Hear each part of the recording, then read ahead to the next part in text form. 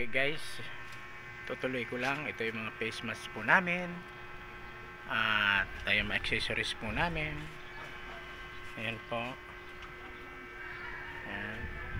Magulo pa dahil si Mrs. ay nasa convention sa Baguio. Pag uwi niya, ayusin pa niya yan at mamimili na kami ng school supply. Ayan po ilagay namin ng benta. Ayan. Ayun, ayun po yung mga shampoo, pabango. Ayan po pabango. Ayan po.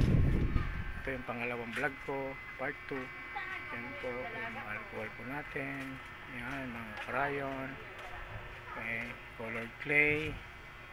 Ayan po, mga muli. Ayan po, joba. Ilagay ko na yung mga soft drinks para hinahanap kasi po ng customer, dapat daw kompleto na po kami.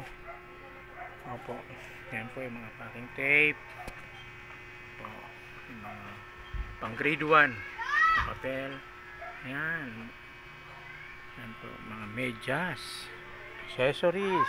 Sinasabit ko yan kapag sa labas, kapag umaga kasi pila ang mga customer namin sa estudyante. Alcohol. Yan po. Yan din po yung mga gamis po namin, candy. Okay. Labas po lang po. Okay, yan po. Pansit kami, karon, bihon. Yan po.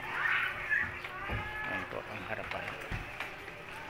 Muli, na-update ko lang ang aming mga stocks. Ang mga Wilkins. Ito naman po yung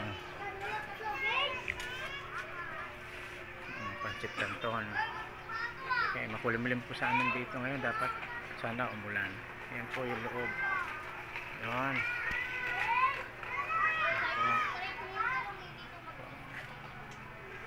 Okay. Maraming salamat po.